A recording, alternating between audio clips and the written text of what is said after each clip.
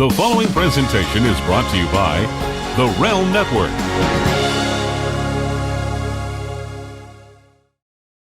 Oh shit!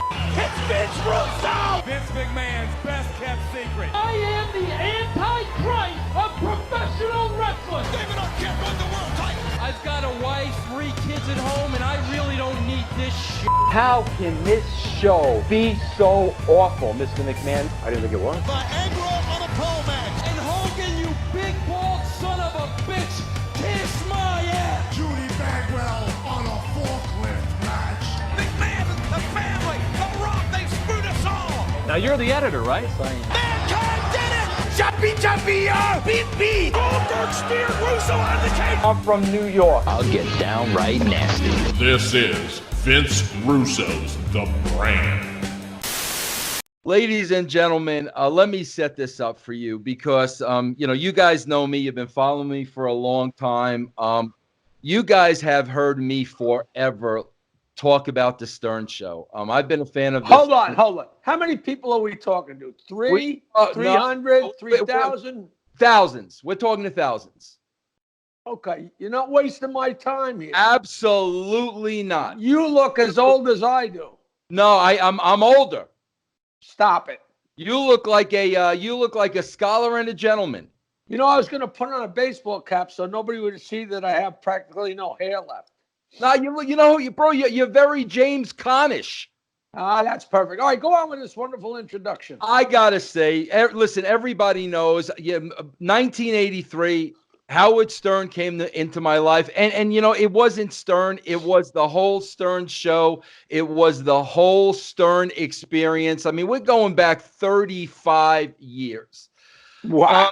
He's been an influence of mine. He's been a mentor of mine, and I've got to tell you, a huge part of the show, was Jackie the Joke Man Martling. Jackie, you and I, bro, a lot in common. I'm a Long Island guy. I know you're a Long Island guy. I was a writer for a very, very powerful man by the name of Vince McMahon. You are a writer. Vince, I'm just going to let you keep going until you've said all this because I got a million questions already, but just keep going with so you bring me up to date on you. Keep going. Yeah, no, Jackie, I feel like you and I have so much in common. I literally feel like I've personally known you since 1983. I've been a fan of yours. I still am to this day. I know what your contributions were because I was a writer and I was more or less Vince McMahon's right-hand man during the biggest boom in wrestling history. Now, Jackie, you played to an audience of millions and millions and millions on the Stern Show. There was a time when 10 million people a week were watching professional wrestling.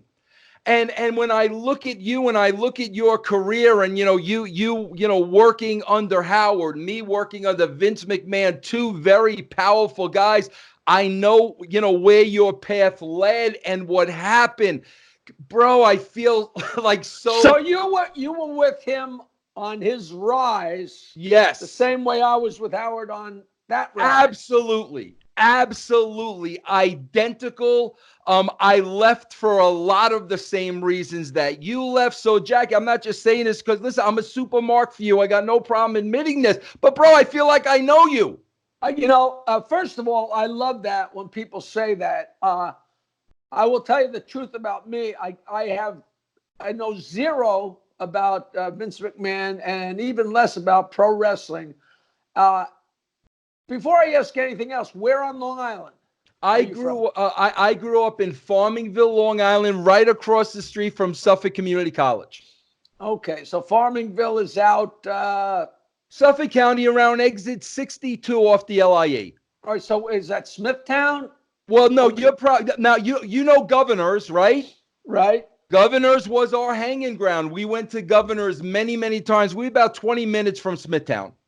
Okay, come this way, 20 minutes west of Smithtown. So you're like Dix Hills? No. We're further out east. Dix Hills is about exit 51 on the LIE. We're exit 62.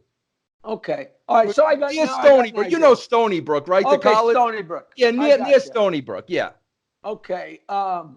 So that's and you are 65. Oh, say, Jackie, I'm a 58-year-old man, Jackie. I'm a young man, Jackie, at 58 years old. What, 65?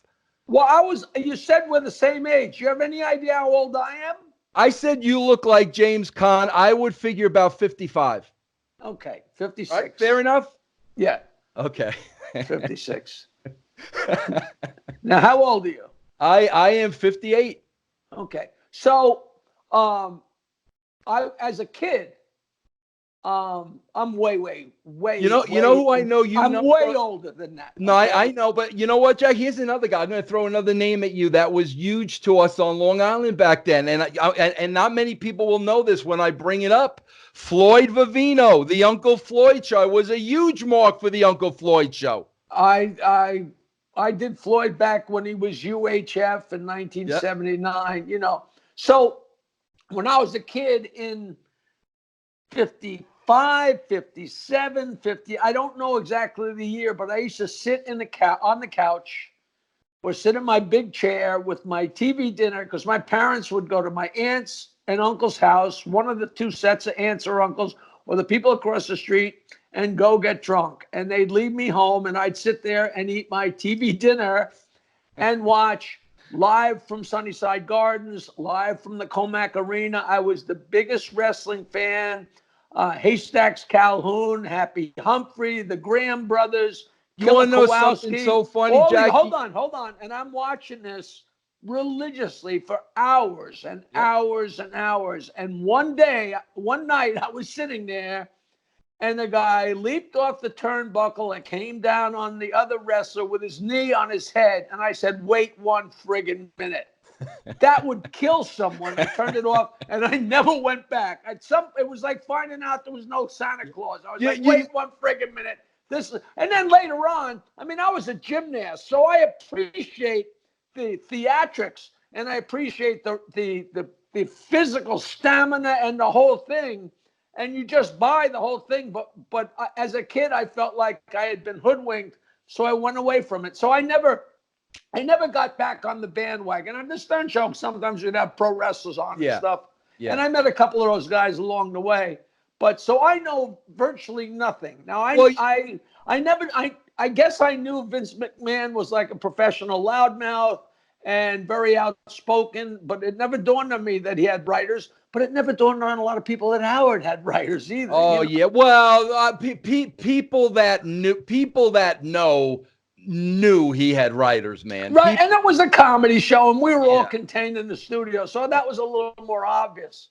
But like what you would write, like speeches he would make, or the whole comments show, when he had. No, the whole show. We wrote the whole show. We wrote what happened in the ring, what the wrestlers said. Everything is scripted. And Vince McMahon is the Howard Stern. He's the promoter. He's the boss. It's his company. Same thing. So in other words, if the Graham brothers grunted, you would tell them. We would write the grunt. We would write the grunt. I love that. I love that. Jackie, I got to tell you, it's funny that you mentioned Comac Arena and Haystacks Calhoun because I actually saw in person Haystacks Calhoun wrestle at the Comac Arena. What? I go back so far. I was sitting in the front row at the Comac Arena for the circus when the elephants came around, and literally the elephant's trunk brushed against my aunt and she crapped herself. I mean, it was like things were so crazy back in those days. It's a miracle people weren't killed. Listen, I got to tell you, if we're talking to you people, I got to plug. I got a bunch of Long Island shows coming up. So if we make you laugh today, please come out to a show. I'm at the old My Father's Place. That's now at the Roslyn Hotel the night before Thanksgiving. I'm at a place. You ever hear of Studio Theater in Lindenhurst? Yeah, sure. I got a lot of relatives in Lindenhurst, ton of them. It's a great little upstairs theater, and I sell the place out and kick ass there.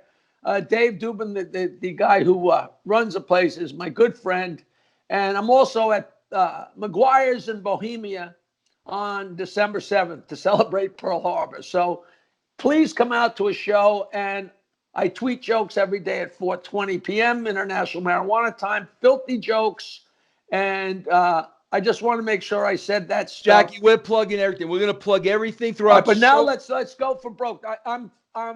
I get asked to do a lot of podcasts and a lot of phone calls, and it's very hard to weed through them because I never know. For all I know, you could have been some guy that was a wrestling fan 30 years ago. Because if you're not in the genre, if you're not connected, if you don't know the situation, like if I called you and said, hey, I'm the world's greatest opera singer, have me on your show, you might say, okay, because what do you know from maybe you know opera, but you know what I'm saying? Like, Absolutely. there's no way to know. So No, I'm Jackie, glad I took a shot. You seem like a real decent Jackie, chap. when I tell you 1983, you were all a big influence on my life and my career and what I wanted to do for a living. Because of my line of work, it made me really appreciate you and what you've done. I've seen every interview you've done outside of Stern. I've listened to you. The way you've carried yourself has made me respect you even more. These are the things that I want to talk about, if you don't mind. No, so were you a wrestler? No, I was a writer, but I would appear on screen as a on-air personality. No, but I mean, how did you get involved in the whole thing? Jackie, who's doing this interview? Bro, Jackie, they don't want to talk about me. I got you on the show. We want to talk about you, Jackie. I Jackie. have some kind of idea where you're coming from. Like, are you an athlete? Are you a radio guy? What are you? Jackie, I went to school for journalism. I'm going to tell you this real quickly because I don't give a shit about me. I got you on the show. I went to school for journalism. I knew I wanted to be a writer. I did a little work on the radio, WGBB on Long Island. Well, you just answered the whole thing. So, in other words, you came about you're where we are right now through journalism, not through you being a wrestler. And no, through journalism. I wanted to be a writer. I wanted to be a writer, which leads me to my first question about you. 8 Bro, inches. Is this... Which is too wide. It's too wide for a lot of women. Jackie, is this true, bro? Like, I read this because I'm doing my research on you now. I'm like, no way, bro. You would be the last guy in the world I would think went to college for mechanical engineering. Michigan State University, 1971, mechanical engineering. It took me 5 years because I tuned in, turned on, and dropped out the last term in 1969 during the college craziness, the Woodstock term. I missed the whole term due to having a knee operation, and another term. All the classes I failed added up to a whole term. Michigan State was a trimester. So I was behind exactly 3 terms when I decided to hell with college and decided to be a teacher. And then my band went to Cape Cod, and I fell in love with a girl. And I said, what am I going to do? I got nothing else to do. So I went back to Michigan State and finished. And I am what I tell my audience every night is I graduated from Michigan State University in 1971 as a mechanical engineer, and I used my diploma to roll pot,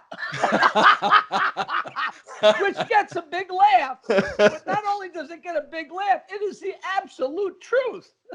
No, but Jack, I find this amazing because, again, like I said, man, I feel like I know you and I know that big personality and that laugh. But it seemed early on, mechanical engineering. Then you kind of got your foot in the door, entertainment through music. No. It all. I always tell people, my book is out. My book is called Joke Man. Yep. Bow to Stern, and it's selling really well. I finally started making money on it. You know what's really funny, Vince, is Howard put out a book about 6 months ago, and he never told his audience that I had a book out. And a lot of people know, but most of his audience had no idea I put out my autobiography. But when his new book came out, if you ever bought a book on Amazon, the book, if you buy it, it's right there. And right underneath it says, people who bought this book also bought this. And there's my book.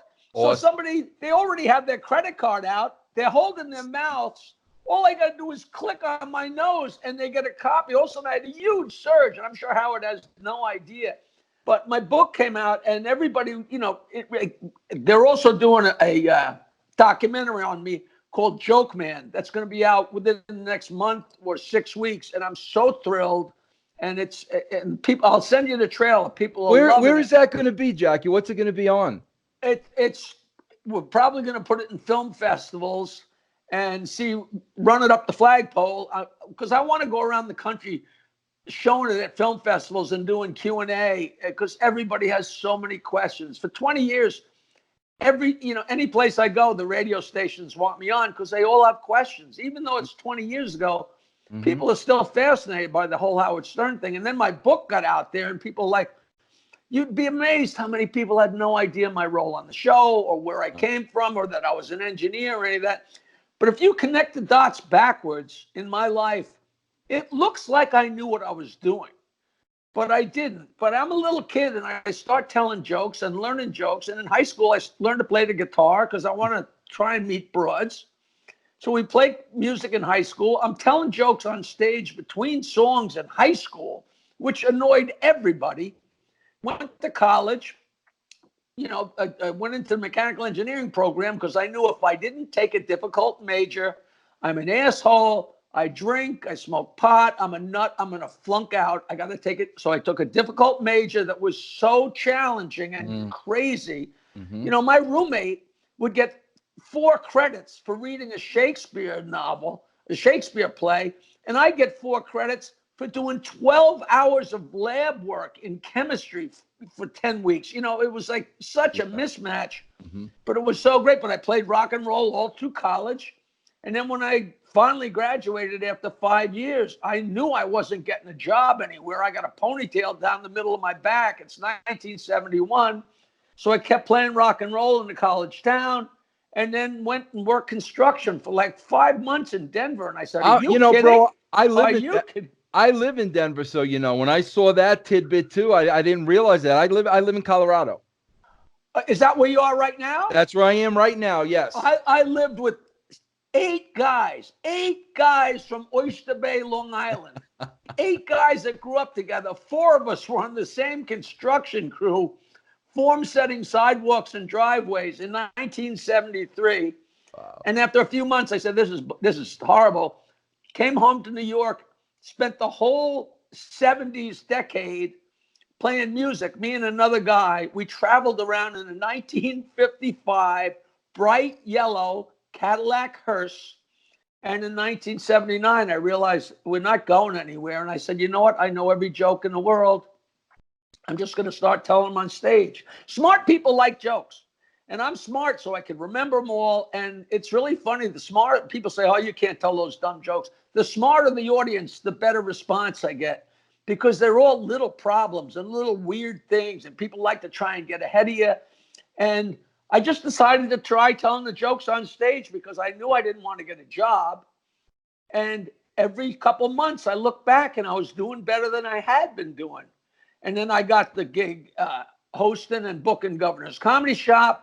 And I was putting out records because I learned how to do that as a rock and roller. I worked at a studio. And then I sent my albums everywhere. And 3 of my albums wound up on Howard's desk when he moved to New York. And he made the phone call and said, why don't you come in and hang out today? And I went in and hung out one day with Howard and Fred and Robin for 4 hours on the show. And at the end of the show, he said, you're a lot of fun. Why don't you come back next week?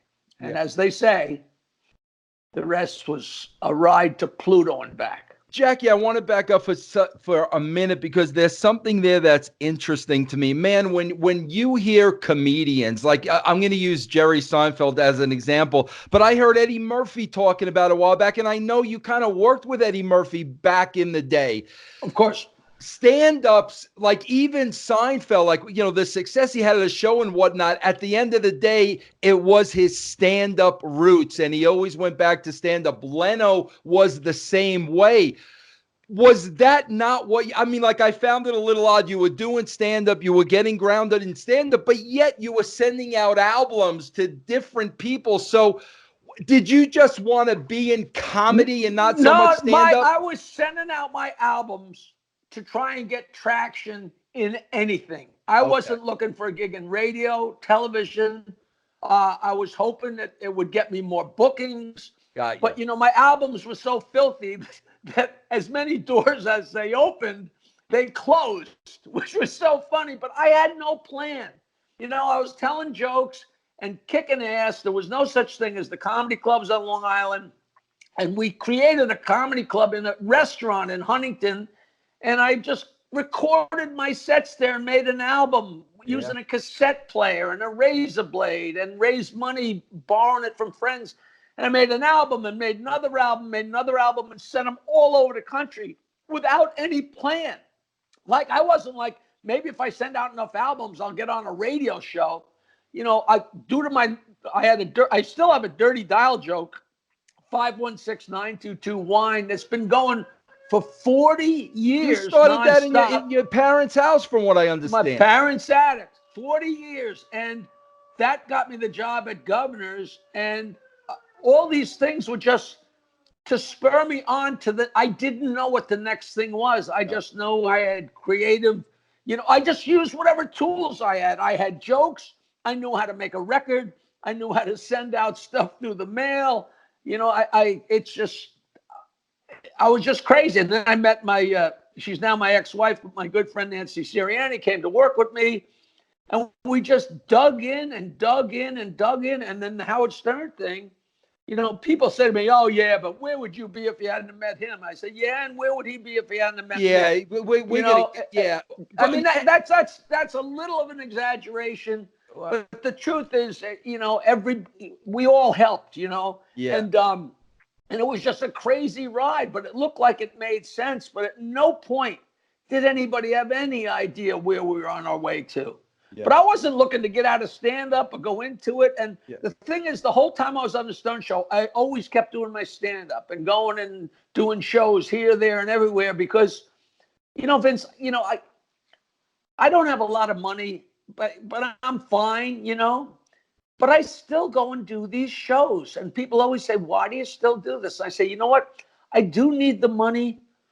But if I had $1 billion, I really think I'd be up there telling these stupid jokes. I just really, really enjoy laughing and telling the jokes and making people laugh. It's an organic thing with me. If I go into a store and make the guy behind the counter laugh, that counts as much as having a killer show that night. It's an odd thing. But that's what it is. That's why Jerry Seinfeld and Leno, these guys have billions and billions of dollars, but they want to stand on that stupid stage and say, "Why'd the chicken cross the road?" and have the people, because it fulfills, that great gaping hole that's in some of us. That's all. Jackie, we gotta, again, I want to just back up a little bit because I was there for the ride, literally starting in '83. I think that's when you went on the Stern Show. I know I was there 1 day a week for 3 years, Vince. I worked there 1 day a week for free. Yeah. Well, Jackie, we're talking about NBC. I mean, bro, this is a huge break and a huge opportunity for a comic. I don't know if people realize how big NBC was back in that day. This is huge. It was unbelievable. And they used to say, "Why don't you bring in some of your comic friends?" And I'm a promoter and I'm smart. So I know the value of being on a 50,000 watt AM station. I parlayed it. I had the guy at Rascals put me on Tuesday night so I could drive down there after the radio show because we could pack them in because I would announce it on the show. So that was my indirect way of payment. But I would ask other comics, "Why don't you come on the Howard Stern Show with me?" And they would say to me, "What's it pay?" Right. And I'd say, "What is wrong with you? 50,000 watts. Right. You can run around from Catch a Rising Star to the Improv till your balls turn blue and never hit that many people." That's right. Yeah. And in 10 years, to this day, I still have guys come up to me and say, "I can't believe you asked me to go on the Stern Show." And I said, "No, 30 years ago, Yeah. But, now, Jackie, how is that early Stern? Because I'm sure throughout the years he became a much different man, as we all do. But it's like listen to a band's old, it's still classic. I mean, even Jessica Hahn was in the later years, but that was still the 80s, the late 80s. And my good friend TJ Stone just sent me a text and said, "I'm listening to you guys on the phone with Jessica Hahn." And he said, "This is as priceless as if it happened this morning." And that was a field day. Like the whole world's looking for Jessica Hahn after the Jim Baker thing broke, and nobody knew what was going on. All of a sudden the phone rings and Gary says, that woman Jessica Hahn's on the phone. She's in a trailer in Babylon listening to the Stern Show. Crazy. You know, but he was already caught on. But if you listen to the old tapes, his voice is a little higher, but it's the same guy and it's the same attitude. And, you know, that's why when I went in there, we caught on because we shared a brain. I knew stuff that I could write down that it'd be funny him saying it. It might not have been funny with me saying it, but I inherently knew what would work.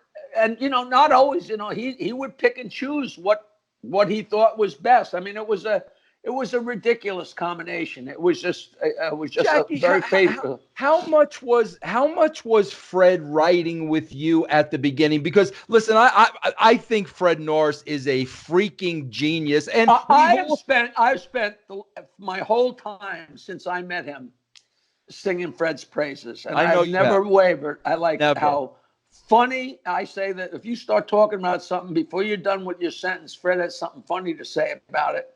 He's so quick, so smart, so talented, incredible guitar player. I mean, we're in Abbey Road broadcasting live, and Jack Bruce is there. And Howard's like, oh, I wish you could play something, Jack. So Fred says, I'll play Crossroads. And Fred got up and played Crossroads with Jack Bruce. And this is in like the Prince's Trust concert in like 1993 or something. I mean, it was just phenomenal. But nobody... You know, they should have thrown palms at him, but it was like, oh, that's just Fred playing the guitar like a master, you know. He was so great. But when I got to the show, he had written all the bits. He always wrote the bits that Howard did, and he did the impressions and did everything. I say he built the show. He was there before Robin. Mm-hmm. But he didn't actually write jokes for Howard or lines for Howard the way I did, because he had his hands full. He's playing the commercials and he's doing all the stuff behind the scenes in between the shows. But when I got there, all of a sudden I'm writing lines for Howard on the fly. So once in a while this is in the very, very beginning when we went to mornings, they actually had a setup for me to sit there and put the notes up. So Fred would hand me a little scrap of paper with something scribbled on it and give it to me. And I don't know whether it was a couple days later or a month later, but at some point I just got a stack of paper and put a stack of paper and a Sharpie in front of Fred and said, listen, write it big and write it neat and hand it to me and I'll put it in front of Howard. Because if you hand it to me and I have to rewrite it and then give it to him, the moment's going to be lost. So then all of a sudden, not only did Howard have my sense of humor to help him along, but he had Fred's sense of humor, because Fred would write something, give it to me, and I'd put it right up. So now I was a conduit to get Fred's jokes to Howard too. So all of a sudden, Howard had three senses of humor. He was fun. He's three times as funny, but not just three times as funny, because he had three distinctly different senses of humor. His broad, crazy view of the world, my stupid punchline type pun jokes, and Fred, as we all know, is from Pluto. So you didn't know what the hell Howard was going to say next. And it just used to blow people's minds. And people always say, oh, Jackie, we could tell when you wrote a joke because you laughed. That wasn't true. I would laugh really hard if Howard said something funny. I'd really laugh hard if Fred had, I'd come home and Nancy would say to me, the funniest thing you wrote today was blah, blah, blah. And I said, I didn't write that. Fred wrote that. Yeah. And she'd say, but you laugh so hard. I said, it's because it was so funny. Yeah. I was an equal opportunity laugher, not like Robin. If you say a cow got hit by a train, she's like, and if you say we're at World War, man, Jackie, I gotta tell you one thing, man, that nobody can ever deny. One thing that was just missing from the show, and it was like a gaping hole the day that infectious laugh became part of the show. The Jackie laugh was they tell me that they still play it. They should sometimes, which is like, they could throw me a shekel for that. The greatest thing I ever heard, I went to some kind of party years ago, and a guy came up to me and said, your laugh is the first sound I remember in my life. because I guess he was a little kid, like maybe a baby or 2 or 3, however old, strapped into the back seat. And his parents would be listening to the Stern Show. And of course, he had no idea what they were talking about. But as a kid, he recognized that. And as later on in life, he said, when I'd hear that, he said, I remember hearing that in the back. Can you imagine how wild that is? I'm like, wow. And meanwhile, he was an executive with Steve, whatever name, shoes. I said, well, you can at least give me a pair of shoes. Now, Jackie, you guys, you started once a week, bro. Now you're rolling. Again, I'm listening to NBC at the time. I'm in New York. I'm a fan of the show. Jackie, I will never forget it. I mean, bro, you guys are rolling to heights. So, now Soupy's got the drive show, like the whole 9 yards. I swear to God, Jackie, I remember it like it was yesterday. I listened to the show every day religiously. I put it on that one day, and they made the announcement, Howard Stern show is no longer. I mean, like that overnight. And I was like, you got to be effing kidding me. We were shocked. We were slapped upside the head. Man, what is it like being in your shoes? And this thing is a runaway train. Now you got celebrity. Everybody knows you. And like that. It's so, there's conflicting stories, but the story that I always thought was the truth was the very, very wealthy guy that owned RCA or whoever owned NBC got into his limo, and the driver was playing the Stern show. And he said, what is this horrible garbage you're listening to? What station is that? And he said, that's your station, sir. And the next day they yanked the rug. I'll never forget, because it was such a weird coincidence. I used to work at the Virginia Beach Comedy Club, and I pulled into the parking lot in Virginia Beach Comedy Club in 1986. And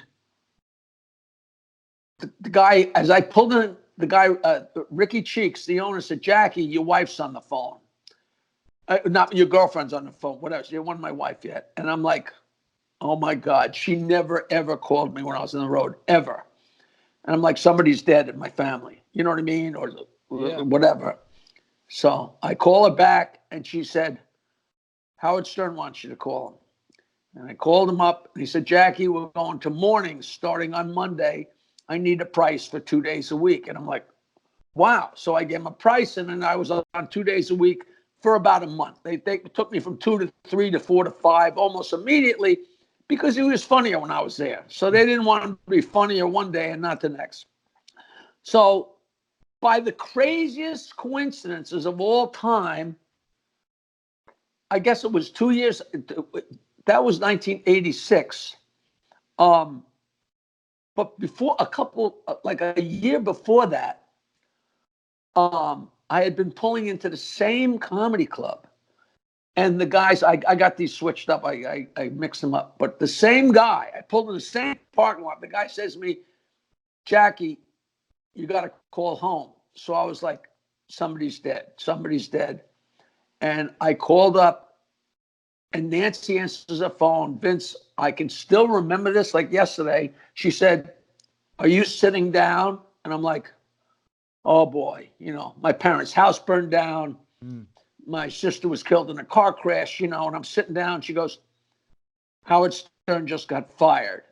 And I said, is that all? Because I was primed for her to say my family was wiped out in a fire. Right. And I was only on 1 day a week at the time, But then he got rehired, and I was on 1 day a week, blah, blah, blah. And then like 5 months later, that's when she called and said, you got to call Howard. But that second time pulling into that parking lot, you got to call home. I was like, man, I dodged that bullet a couple times, Yeah, but it was really crazy. At this point, Jackie, it was a while before you went on, what is it, KDRQ, I think? But it was K-Rock. Yeah, K-Rock. It was a while. Fired.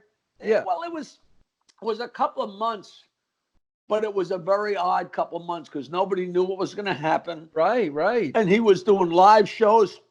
We did strip shows. Me and Howard and Fred we were stripping it like Club Benet and, wow, being outrageous. And Webster Hall, or whatever it was called way back And it was great fun. And I was part of the gang, but who knew? And then all of a sudden the K-Rock gig came, and I was on, they got K-Rock in the afternoons, and I was on one day a week again. And then all of a sudden, boom, we went to mornings. And that's when the thing just went. Berserk. Jackie, I know I should know this, but I don't know the real story. But what happened to Billy West early on? I know Billy West was a big part of the show, and then again, one day wasn't there. Dear friend. He's my dear friend, and he was so funny on the show and so great. They wanted him to work outside of his contract, and he's a voiceover guy, and he's in a couple of unions, and they wanted him to work outside his contract, and he told them, I can't do that, and then they couldn't come to terms. I think if they were going to pay him a lot more, they wanted him to do recordings in the back for commercials, which is like telling Mickey Mantle, you got to pitch batting practice. I don't really know the whys and wherefores, but all of a sudden he was just gone. And now he's in Los Angeles, and he makes millions and millions of dollars. Every time you see the red M&M, that's Billy West. Real? Wow, I didn't know that. Just the red M&M. Yeah. I wrote to him like 2 days ago. I said, hey, Billy, I still love those brown M&Ms. They're the red ones after I shove them up my ass, you piece of shit, He's such a good guy. Such a good guy. All right, Jack. But he went out there and he hits home runs. It wasn't fair. But it's not like they ever discussed it with us. Like, hey guys, Billy might not be here tomorrow. That's not how it operated. It was a regime. It still is a regime. This is something that's really, as a longtime fan, like, this is something that I don't understand, and I want to make this perfectly clear. This is my opinion. That's all it is. This is my opinion. I go back to the private parts. You know what? This is way too serious. I got to tell a filthy joke. Go ahead. I got it. Now, are we censored or uncensored? Absolutely uncensored. It's all yours. Okay. Now, I want to tell your listeners that I tell filthy jokes. My show is 60 minutes of nonstop dirty jokes. And then I take pictures and answer questions and sell my books and CDs and sign joke books. And it's a great night out. If you love dirty jokes, I'm the guy. But if you don't like dirty jokes, don't come to my show. Now, this is a relatively recent acquire I made. This is maybe the most horrible joke there ever was, but it's so funny. The grandfather is taking the kids sightseeing, and they're in Pennsylvania. Grandpa says, Sonny boy, you see that field out there? That's where they fought the Battle of Gettysburg in 1863. And Sonny boy, there's a lot of people that say the Battle of Gettysburg was the turning point of the Civil War. And the kid says, duh, Grandpa, tell me something I don't know. He says, I can fit my whole fist in your grandmother's asshole.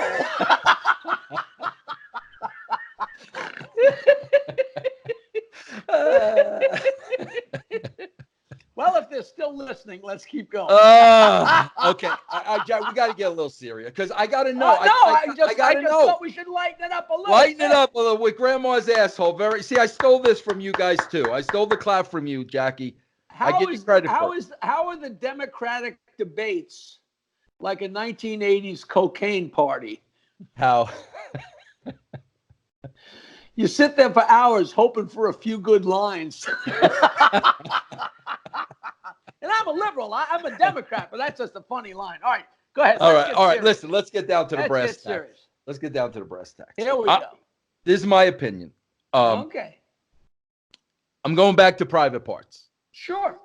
I'm going back to the scene where they shit can Robin to get to Howard. All right. And Howard goes to the apartment begging, pleading, I'm going to bring you back. I'm going to bring you back. I'm going to bring you back. I'm going to bring you back. Okay. Fast forward to Jackie's contract negotiations, where from what I understand, like Howard didn't really want to get involved. Okay, now I'm bringing that up for this reason, and Listen, this is stop right there. go ahead. There's no Howard getting involved. Right, you're a grown man. Howard is the emperor. He gets whatever he wants. Okay. If he Okay. wanted me there, I'd be there. Okay. There's no getting involved. That's like Okay. He made all the calls. I don't nothing against him. It's whatever business was, blah blah blah. But to say I don't want to get involved, that's patently absurd. He makes all the calls. He just Okay. makes the calls. With that being said, this is what blows my mind. Any fan of the show, we're going into 2000 now, so you're there for quite a while now. Any fan of the show, we see the talent. We know the talent. We know what you do. We know what Fred does. We know what Gary does to that extent. With all due respect, you've got Robin. And I got to be honest with you. For all the years I've listened to the show, you could put anybody in that role. She is a straight person. She's very, very good at what she does. That's like saying anybody could be Bud Abbott. Well, I don't know. I don't know about that. I know. Okay, I hear what you're saying. I hear what you're here's saying. what I'm saying. Why was she so invaluable to him? And we didn't have to keep you on the show? That was a different time. That was a different world. That was part of his building block. It's very funny. What's really the strangest thing is, if you're a funny person, and I'm a funny person, you make people laugh. Some people more than others. Some people never. But there's some people you just have their funny bone. And it's an organic thing. I can't explain it. But there are people I know that if I walk into a room and they see me, they're laughing. Okay. I have Howard's funny bone, and I can make him laugh at will. And I sat there for 15 years, 3 feet away from him, and we had the time of a lifetime every minute of every day. And he admits that to this day. So for him to decide, I don't want that, forget the fact that there was always something funny there for him to read if he needed it, which he didn't always need. But if somebody's there that just helps make your life that much more enjoyable, what kind of decision is it to decide, I don't want that person there anymore? And all he had to do, there's always the famous story of Frank Sinatra saved Jackie Mason's life. He told his guys to stop hitting him. You know what I mean? Yeah, it's like, I will never know. But it wasn't like, you guys decide and let me know what happens. But to decide to not have me there, and believe me, it wasn't enough money to break the bank. I was just asking for more. And, it's tough talking about this because every time I talk about it, people are like, oh, did you hear Jackie? He's so bitter. People ask me and I answer the question. Listen, Jackie, and I answer honestly. You know what I mean? Let me interrupt you right there because I got to say this. Guys, I've heard Jackie do 1,000 appearances post Howard. You want to hear bitter? Go listen to freaking Stuttering John. I mean, come on, bro. Like, Jackie is always a gentleman, never throws Howard under the bus, never buries Howard. Let me tell you what's funny. People ask me about leaving the show, and I tell them just what I just told you, and they go, but that's what you said 15 years ago. And I'm like, well, yeah, exactly. You've never. But Jackie, Mark Twain said, if you tell the truth, you don't have to remember anything. That's right. And you don't got to remember what bullshit story you told. Nothing has changed for you. But Jackie, like, for two things, because again, I'm equating this to now Vince McMahon. I was the writer for Vince McMahon. All of a sudden, he's doing 10 million freaking viewers. Never had that kind of success before. I left Vince McMahon, Jackie, because one day he turned around to me because, like you, I was working the job 24/7. And like, my wife was raising the kids by herself and whatnot. And I needed like just a little bit of a reprieve. And I'll never forget, he turned around and said to me, Vince, I don't understand what the problem is. You make enough money. Why don't you get a nanny to watch your kids? Game over. You don't say that to a Now, proud tell me Italian. when this was. Is this last year or 20 years No, ago? this is 20 years ago, Jackie, like you, 20 years ago, game over. When those words came out of his mouth, game over. I want to ask you two questions. Number one, as much as like you don't know, because it makes no sense, Jackie, it makes no sense. It absolutely makes no sense. A lot of people say that same thing, and they think when I don't have a real answer for them, they feel like I'm dodging it, because the truth is, a couple of months later, I felt so weird about the whole thing. I just said, you know what? I want my job back. You know, what's really crazy is it wasn't I'm going to run out of money, and it wasn't I'm not going to be famous. I missed sitting 15 years. I sat there with those other people in that room for 4 hours a day laughing, and it was the greatest thing in the world, and it never dawned on me that I wasn't going to have that anymore. Forget about the money, forget about the fame, forget about the this, that, and the other thing. Right. Sitting there, it's like, oh well, I'll just have fun with other people. No, not like that. When the clock, when the red light is on and everybody's on fire, it was magical, and I wanted back for the magic. So when I give all my excuses, they're like, yeah, but you were ready to go back. And I'm like, shoot me. That's absolutely true too.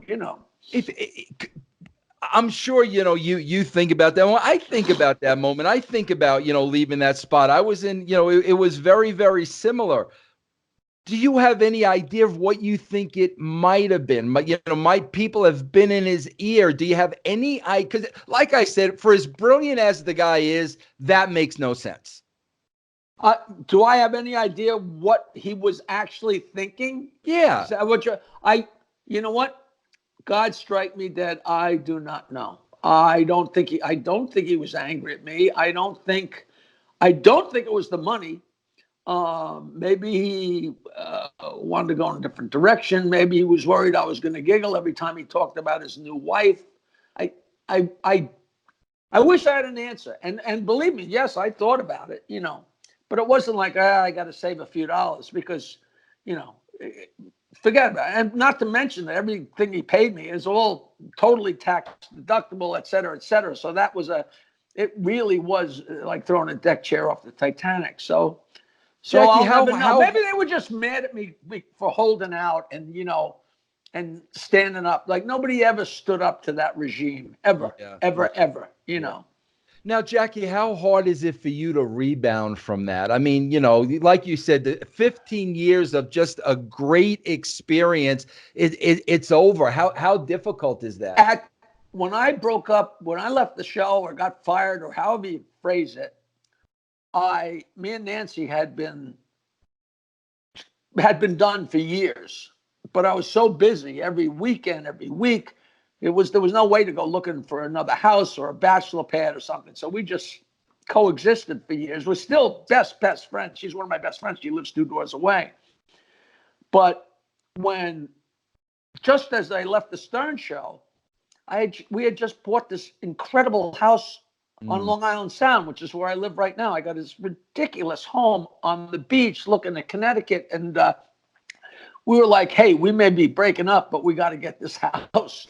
And when I left the show, all of a sudden I was in a house by myself for the first time in my life. Yeah. Wow. I was broke up with my wife. I left the job. So I had no job, no wife, no partner, moved into a home by myself, and quit drinking. And they say if you do any one of those 4 things, don't change anything else in your life, because it's going to be a tough enough adjustment just being divorced. It's going to be a tough enough adjustment just moving into a home by yourself. It's a tough enough adjustment just to quit drinking. It's going to be a tough enough adjustment if you're suddenly out of a job. And I did all 4 at once. And it was, as Willie Nelson would say, it's been rough and rocky traveling, but I'm still sitting here on the ground, Yeah. And it was a little crazy, but, I came through the fire, and it was great, and sometimes I look around and say, I wonder what I would have done, with all that money. But the truth of it is, I was, when I made my millions in the 90s, nothing changed. me and Nancy lived, aside from the fact that we Yeah. bought a house and then bought a couple of houses, nothing changed. I didn't get fancy cars. Yeah. I didn't start doing drugs. I didn't start going around the world on Learjets. I mean, I lived the same with a little extra pocket money, obviously, and taking better care of my family. But I was the same guy as I had been in the 70s when I couldn't afford a hamburger. So I never changed. When all of a sudden I didn't have as much money, I didn't have to relearn. Yeah, and luckily yeah. for me, Rodney had said, "Oh, no, you never drink before your show. You got to be straight for your show. Don't be crazy."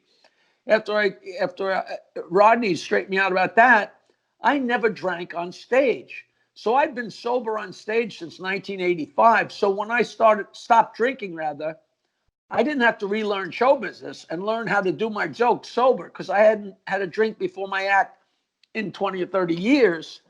But I just made do, and I had a girlfriend here, a girlfriend there, and then somebody'd move in, and it just, and it was great. And so many new friends I've never had a beer with.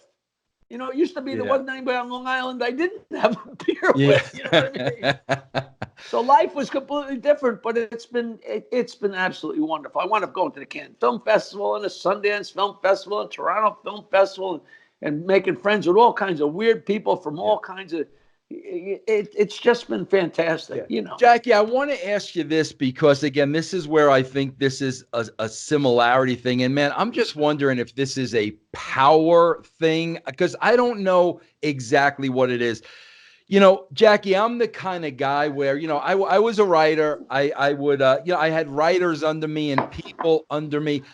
I couldn't wait, Jackie, to give other people credit. I couldn't wait to give other people credit for two reasons. Number one, it's free. It didn't cost me anything. And number two, it makes people feel so good. When you give them credit, it makes them feel so good. So that's the way I've run my life. Always give people the proper credit. I like to think that I always have too. You never know. But you can credit 40 people on something, and then there's somebody's going to come up and say, "How come I didn't see my Of course, name?" Of course. But yeah, and it's so funny because and not only giving credit, but I've been so nice to everybody my entire life. I love women, and I bang my way around as much as I could. So that's my fault. That's my Achilles heel. But I've always been so nice, and nothing makes me happier than, like, just the other night I worked, and the woman that owned this place, Wisecrackers in Allentown, she said, my husband was a comedian from Philadelphia, and he met you at the Ambler Cabaret in 1980 when Craig Shoemaker was booking it. And he said, you were the nicest guy. And I'm like, I love hearing that because people tell all along the way, people tell me, "Oh, you were so nice to me back then. You were so nice to me when I opened for you. And you were so nice when you came to the radio." I met so many Stern interns that came up and said, "You were the nicest guy out of all of them when I was an intern."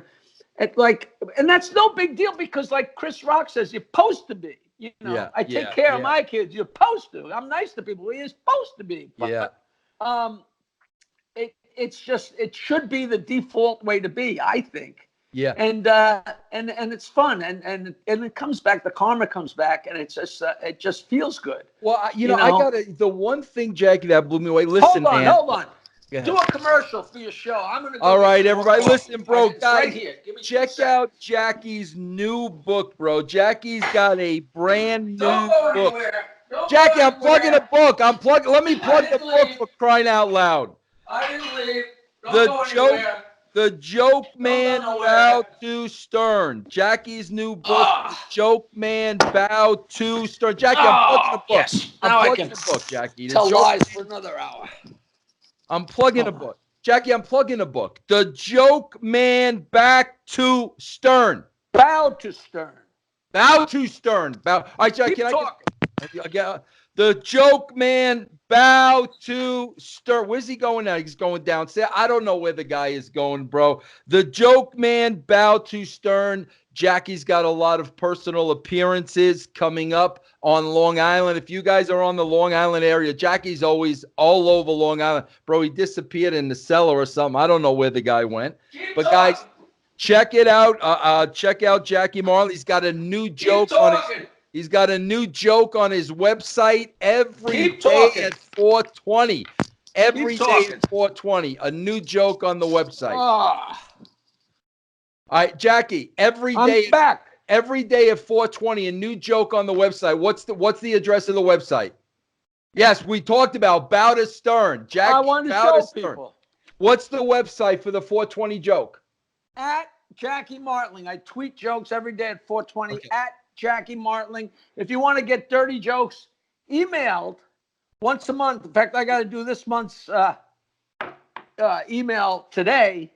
Once a month, I send out a bunch of dirty jokes and information where all my shows are, information about my documentary.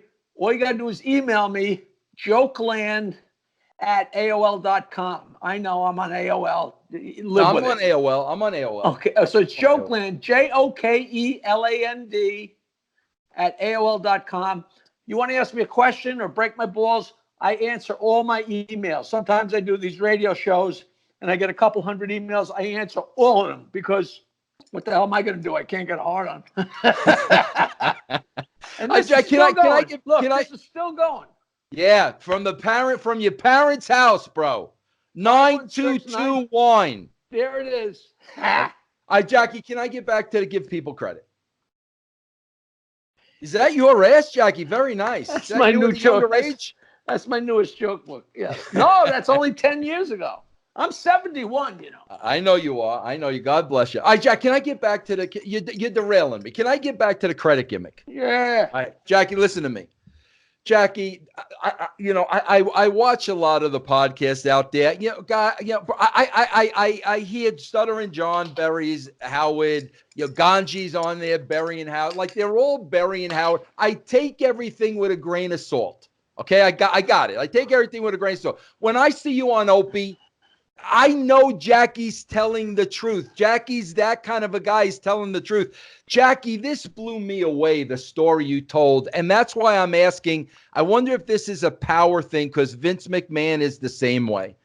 The story that blew me away was Howard dumping out of you saying that was Fred's joke. That blew me away. It blew me away because that's what Vince did. Vince gave nobody credit. I feel bad when I tell that story because that really, if ever there was a definition of the word tattletale, that's like talking out of school. But that's about as far as I've ever gone, bad mouthing, and that's not just saying, oh, he does this and that. I mean, that was a distinct thing. Because if it was that blatant, I wonder how much they went out of their way. Like I know these people that used to work at Don Buchwald's office, and they were specifically told if any calls come in for Fred Norris, refer them to Don. And Fred never got acting work. He never got voiceover work. I'm sure he just either priced him out of the ballpark or stifled him because he never wanted him to fly from the coop. Now, I don't know that. I have no proof of that. Right. But I know that. And then one day it hit me. The average person out there had no idea that I wasn't signed to Buchwald. I wonder how many people called Buchwald looking for me. Maybe none, but maybe hundreds. Who knows? And subtle stuff like that. But when you bring people say, oh, you were so gentle on Howard in your book and you never badmouthed him, it's because the stuff that went on was so subtle. It would sound bitter and odd. Yeah, it wasn't right.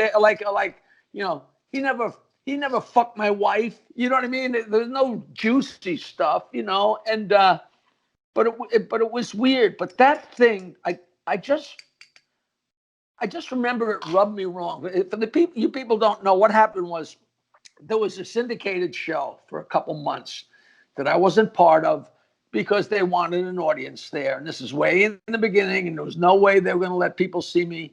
They're going to let people see me passing Howard notes. Now they can talk all day about that wasn't the reason, but that was the reason. Is this? You know? Are you talking WOR now? No. This is a syndicated version of the radio show. Okay. But they wanted an audience to see. There was Toyota, and they did it on Saturday, and they had pretty decent guests, and I wasn't part of it. So I wasn't there, but Elton John was their guest. Yeah. And Fred wrote a song. Right. And Elton John, I guess, came on the show, and they said, Fred wrote you a song.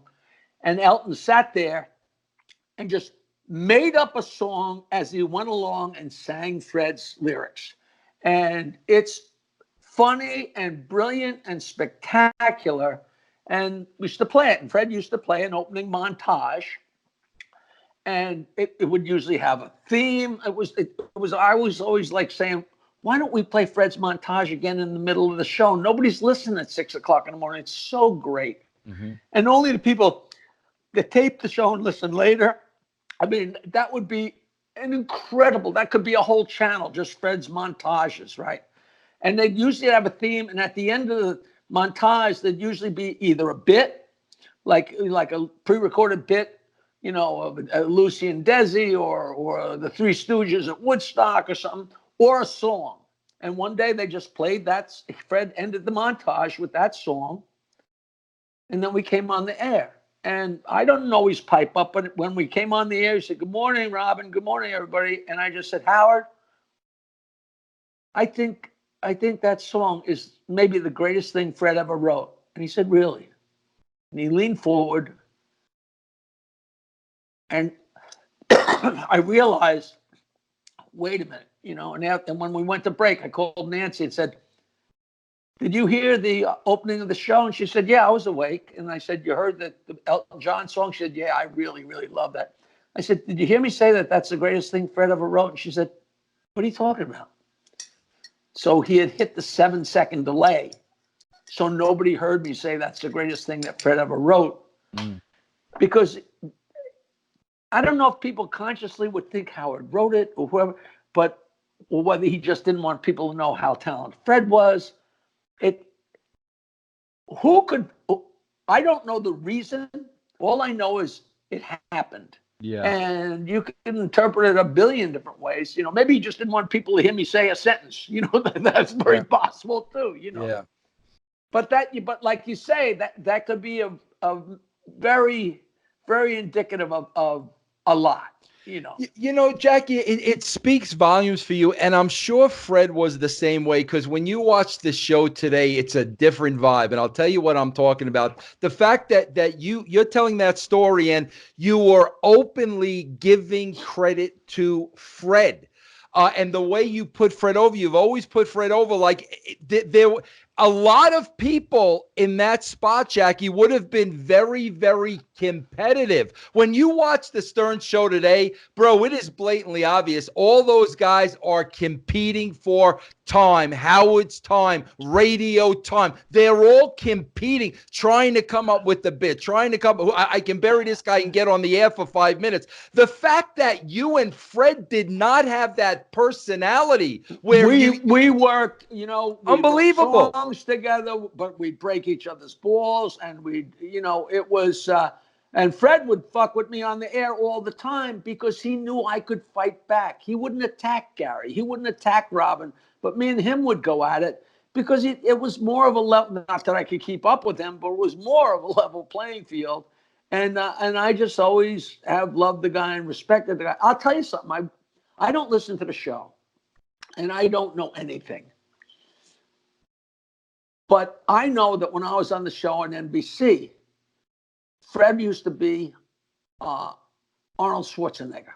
Mm-hmm. And it was astounding how good he was. And the guys at my post office said, Jackie, will you get me Arnold Schwarzenegger's autograph? And I said, listen, guys, that's hysterical because it's Fred. It's not Arnold Schwarzenegger, it's Fred. And then like 1 week, Arnold Schwarzenegger wasn't in New York. Like Fred only did it when he was in New York, but Arnold wasn't in New York. So Fred didn't do the impression.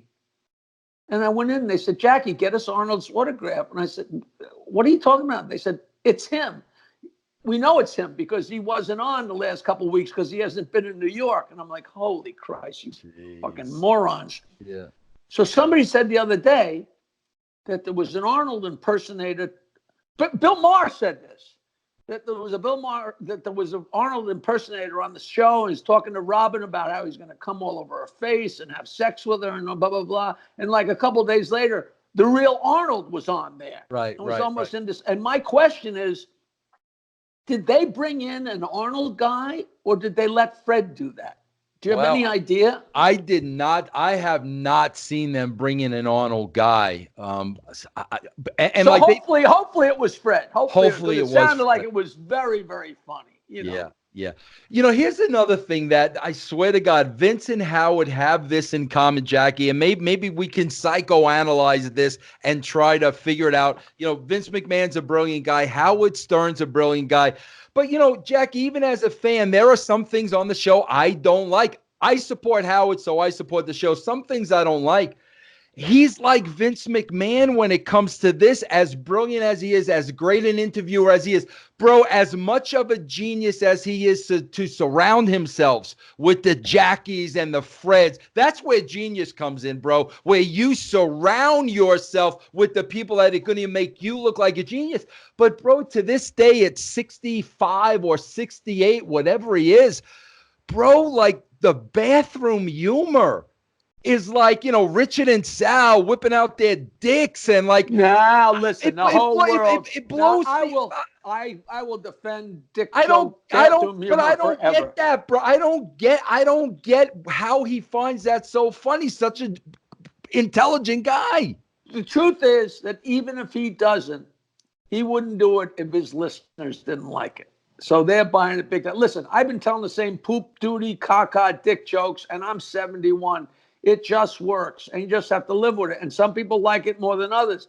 Other people don't like if he'd spend 2 minutes talking about politics or 5 minutes talking about a movie. You know, you just roll with it. You know, you can criticize anything you want, but you can't argue with success. Well, no, Jackie, and he certainly knows what he's doing. What I'm talking about, though, is not the jokes. What I'm talking about is pulling their dicks out. Like. Listen. Have you done that, Jackie? I've never listened to the show. Yeah. I've never listened to the show, so I don't know what goes on there. It kind of, you know, because they're talking about he has Ellen DeGeneres on the show, and he kisses her and hugs her and has all these A-list stars, and then they say the next day these guys are running around with their dicks out. I can't compute that. I mean, the craziest we ever got was, you know, farting in a girl's face. You know what I mean? Right, Nobody's running around with their dicks out. Yeah, but exactly. but times change, you know, like who knows, you know. Yeah.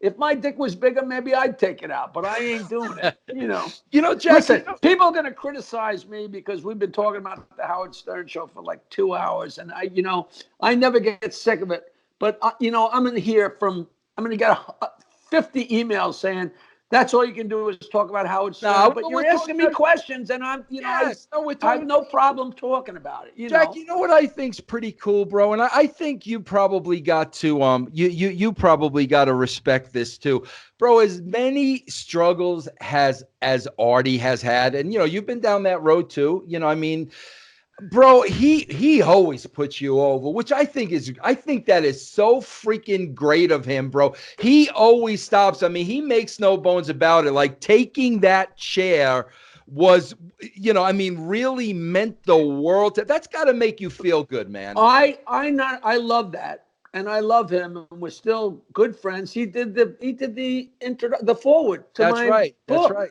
Yep. And he even did the audio version of the forward. And he's doing great now. We're taping him next week for my documentary, which I'm thrilled about. And it's so funny because so many people go, wow, it's really nice that this is years ago. People say it's really nice that you and Artie are getting along again. I'm like, that's such a misnomer. Right. He came on the show after 9/11. I left the show in March. He didn't come on for 6, 7, 8 months later. There was no crossover. That they tried a whole bunch of people, I guess, in my chair. There was never any animosity ever between me and Artie. We'd always been pals. The only time we ever spoke ill of each other, we went in to do a Gary roast, and they invited me in, and I don't know who we were roasting, but me and him took a couple shots at each other. But it was a roast, you know. Right. And he's always been a pal. And I did his.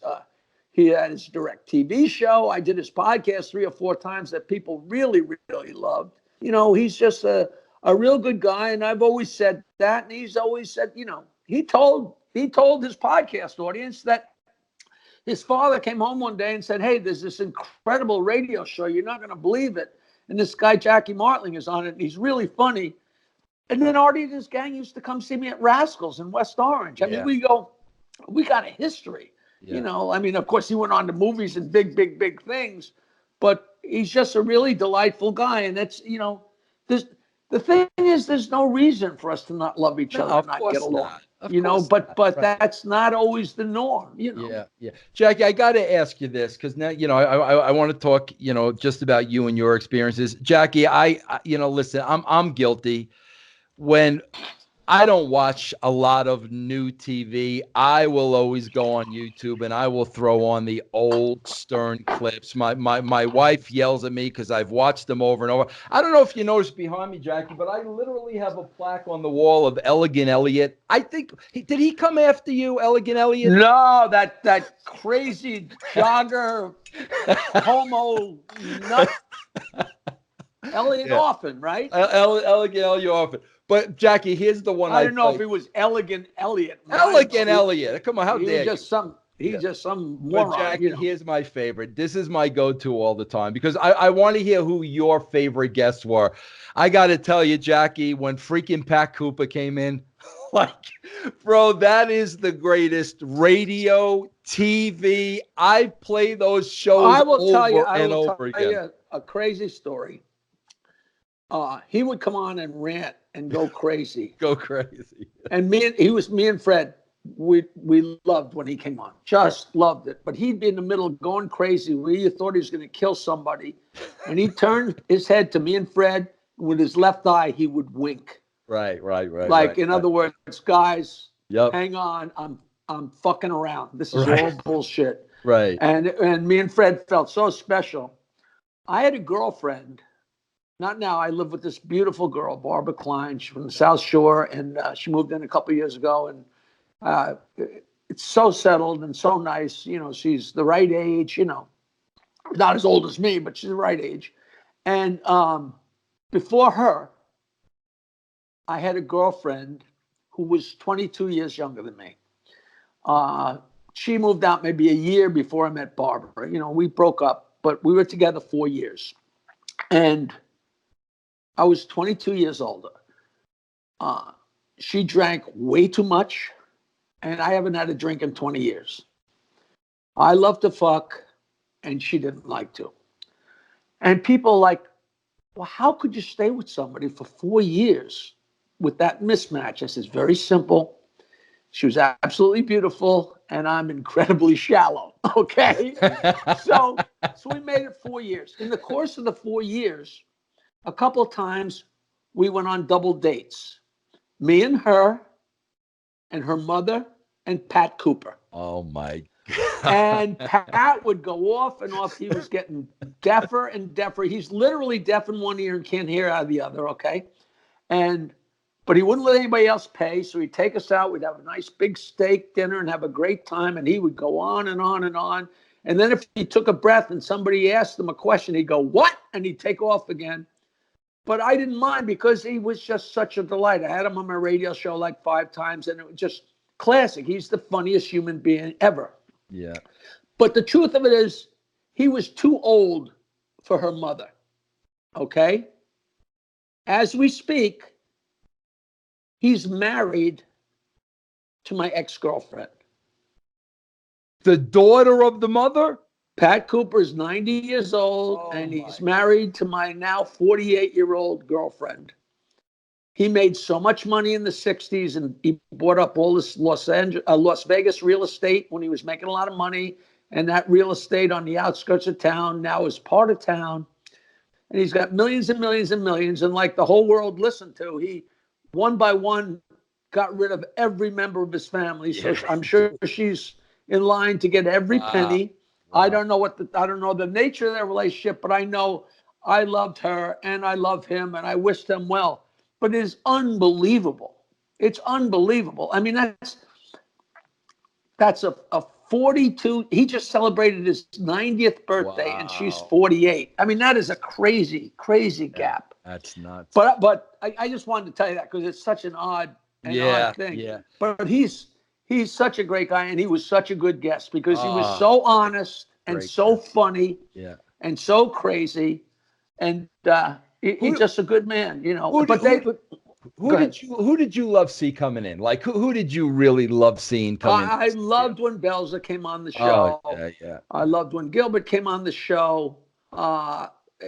Sam Kinison was all over the place.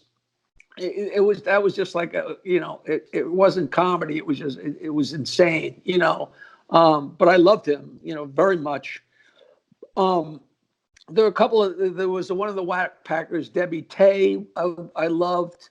I always loved like anybody like Clarence Clemens, Roger Daltrey, Diamond Dave. You know, like anybody that was really interesting. I really, really enjoyed. You know, James Taylor came in and sat in that little tiny studio in K-Rock in the late 80s before we went over to the bigger studio.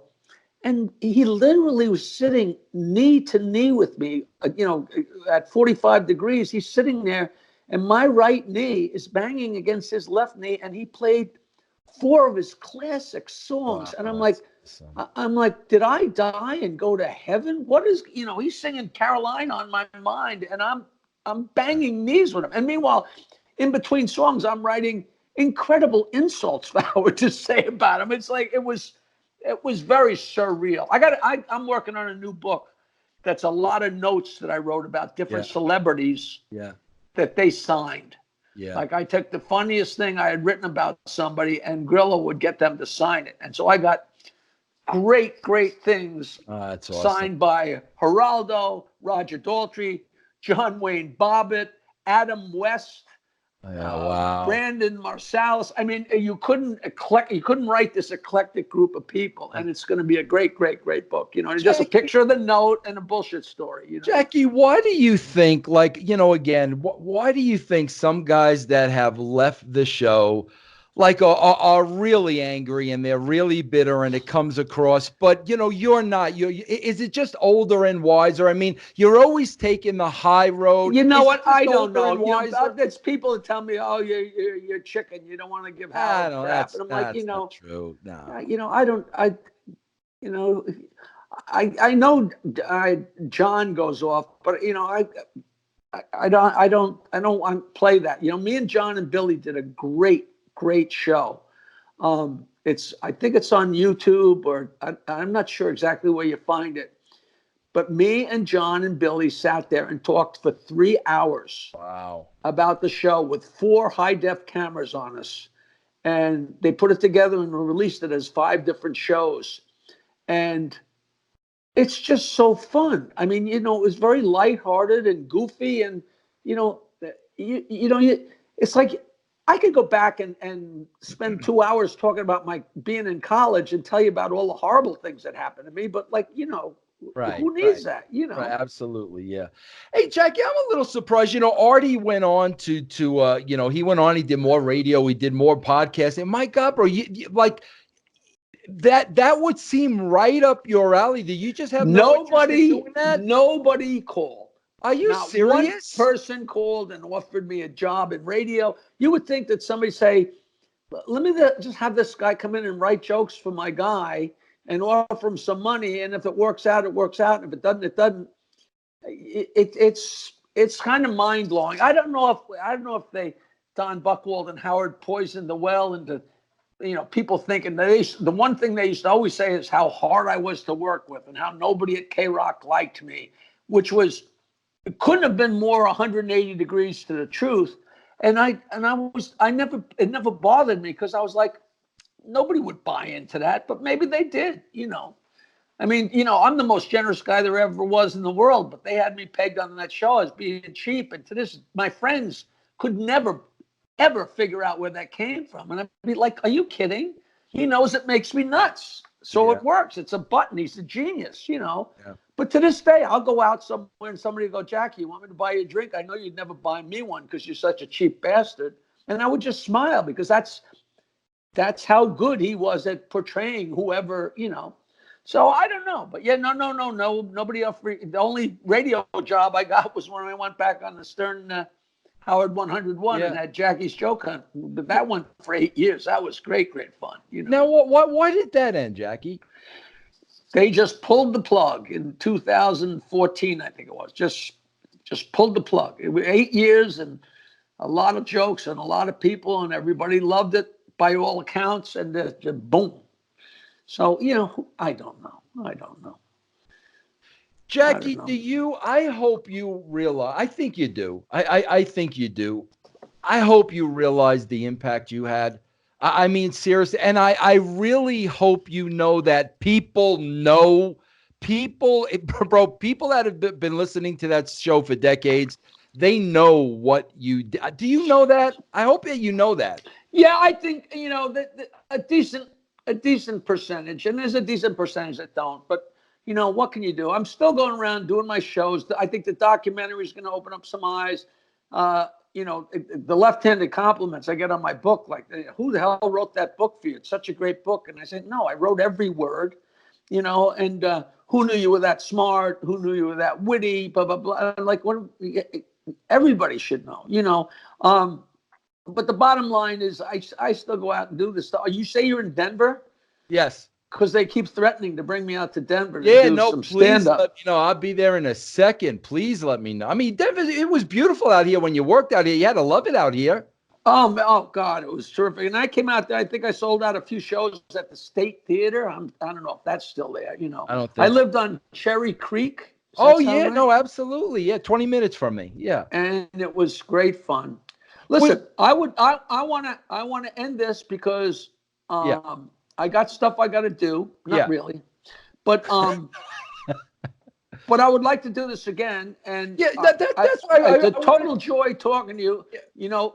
Tell your people. Yeah, tell them. If there's anything they want to ask me, they can either write to me, but they could just send it to you, and you could just compile a bunch of stuff that people wanted to know. And then the next time I talk to you, you can say, Charlie from West Virginia says, Jackie, how come everybody thinks you're gay? Whatever they want to do. And then we could have some structure next time. Yeah, let me ask you real quickly, Jackie. Would you be open to doing some type of podcasting on more of a regular basis? Would you be open to that?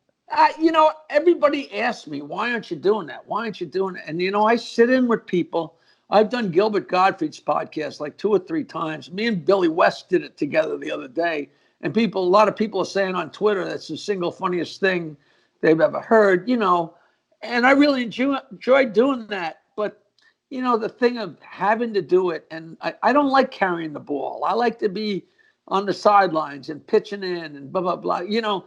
And once again, nobody's ever, pointed a few dollars at me and offered me anything. If somebody said, hey, Jackie, we're going to give you X amount of money and then X amount more if it builds into something, then I'd be listening, but everybody does these things for free. Right. And so I just go on and get the promotion. So. Yeah.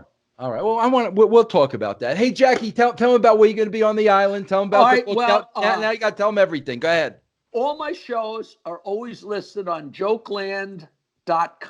That's my website, jokeland.com. If you want to get 30 jokes from me in the email, or you want to talk to me or send me anything, jokeland@AOL.com. Not Joke Man, Jokeland, JOKELAND @AOL.com. I tweet jokes every day at Jackie Martling on Twitter, 4:20 p.m. International Marijuana Time. My stupid dial joke, 516-922-WINE, is still going. If you dial it right now, 516-922-9463. You'll hear I got a big show November 9th at the Manasquan Arts Theater with my good friend Rich Harkaway, and that's it's the Algonquin Arts Theater in Manasquan. Here on Long Island, I'm at my father's place the night before Thanksgiving, November 27th. I'm at Studio Theater in Lindenhurst Saturday night before, the 23rd. That's always such a great little theater. I just really love it. And of course, my home, McGuire, is one of the governor's comedy shops, December 7th. That's in Bohemia, McGuire's Comedy Club. And Documentary. You got friends, you got friends and fans down in Florida. I'm sure. I'm in Boca Raton at the Meisner Theater on January 4th. I'm there once a year in the first week of January. It always sells out. There's so many people from New York and Long Island. It's like I might as well be walking into Governor's when I go to do Meisner. And my documentary, Joke Man, just 2 words, Joke Man. It's an IKA collective documentary, and it's almost done. And it's gonna be Artie Lang and Willie Nelson, and it just the whole gang. It's so exciting and so fun, and I can't wait till it comes out. And Vince, it's been an absolute pleasure talking And to you. the book, The Joke Man, Stern, the book, bro. Show the book. Yes, it is. There it is. The Joke Man, Bowder Stern. See, this is the picture that the publisher wanted me to use it on the cover of the joke book because he liked my ass. But this is, if you like show business autobiographies, or if you like me, or if you like look at that, or if you like the Stern Show, it's great. It's available on Amazon in any format. It's an audio book. And people say they love the audio book because like I'm back on the radio. Yeah. But and anything, if you ever want anything signed, just send it to me. I'll be glad to sign it, send it back. And, Jackie, can you leave us with one dirty joke? My favorite dirty joke is a girl goes to the gynecologist. She's, Doc, I'm freaking out. I keep finding postage stamps from Costa Rica in my vagina. The exam, she's the lady, those aren't postage stamps. Those are the stickers from bananas.